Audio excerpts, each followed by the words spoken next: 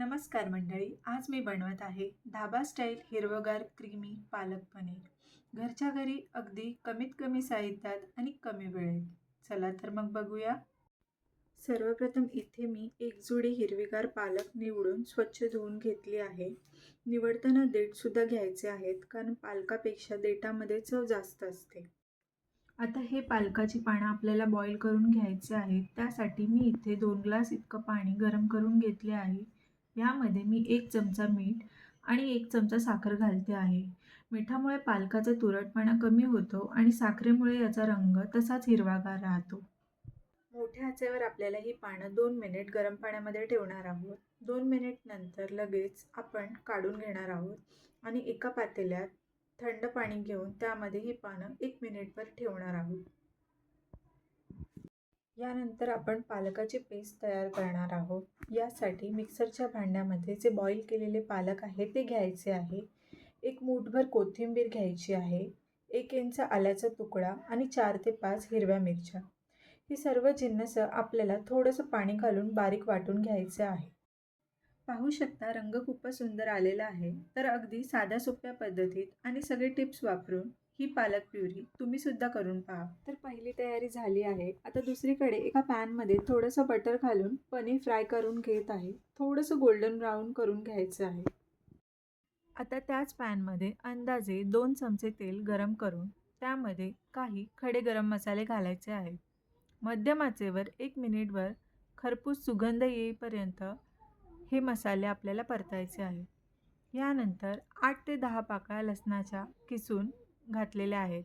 लसूण शक्यतो किसूनच घ्या, पेस्ट घालू नका.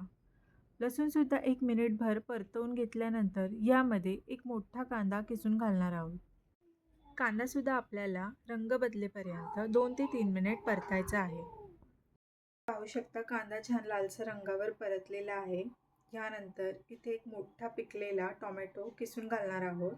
आता टोमॅटोसुद्धा आपल्याला 2 ते 3 मिनिट परतायचा आहे. यातून छान तेल सुटायला सुरुवात झाली आहे. आता यामध्ये 1 चमचाभर कस्तुरी मेथी घालणार आहोत. यामुळे छान चव येते. यामध्ये अर्धा चमचा हळद, 1 चमचा काश्मीरी मिरची पावडर आणि 1 चमचा धने पावडर. हा सगळा मसाला 2 मिनिट मध्यम आचेवर तेल सुटेपर्यंत परतून घ्यायचा आहे.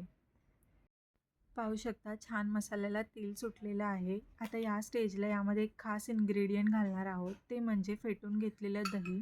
अंदाजे 2 चमचे दही घालणार आहोत. दही घातल्यावर सर्व मसाले छान मध्यम आचेवर तेल सुटेपर्यंत परतून घ्यायचे आहेत. एक 5 ते 6 मिनिटं मसाले परतून घेतल्यानंतर यामध्ये तयार केलेली पालक प्युरी घालणार आहोत. छान सर्व मसाल्यांसोबत एकजीव करून घ्यायचे आहे. आता हे सर्व मसाले छान मध्यम आचेवर झाकण न लावता शिजवून घ्यायचे आहे. जसं जसं शिजवत जाल तसं तसं पालकाचा कच्चेपणा कमी होईल. आता यामध्ये चवीनुसार मीठ आणि पाव चमचा साखर घालणार आहोत. साखरेमुळे पालकाचा तुरटपणा कमी होण्यास मदत होते. कोणत्याही पालेभाज्याचा रंग तसाच हिरवा राहण्यासाठी कधीही झाकण देऊन शिजवू नका. आता हे साधारणतः 7 ते 8 मिनिट शिजवून घेतले आहे आणि याला छान तेल सुटलेलं आहे. आपली पालक प्युरी परफेक्ट शिजलेली आहे. यामध्ये आपण आता पनीर घालणार आहोत आणि हलक्या हाताने प्युरीमध्ये पनीर एकजीव करून घेणार आहोत. इथे मी 1 क्यूब बटर घालत आहे. तुम्ही साजूक तूप देखील घालू शकता. असं छान एकजीव करून घ्यायचं आहे आणि सगळ्यात शेवटी इथे मी 1 चमचा किचन किंग मसाला घालत आहे. हे छान परतवून घ्यायचं आहे आणि 1-2 मिनिटं शिजवायचं आहे. तर अशा पद्धतीने घरगुती साहित्यात धाबा स्टाईल पालक पनीर तयार आहे. तुम्ही सुद्धा नक्की करून पहा आणि व्हिडिओ आवडल्यास लाईक करा, कमेंट करा आणि सबस्क्राईब करायला विसरू नका. धन्यवाद.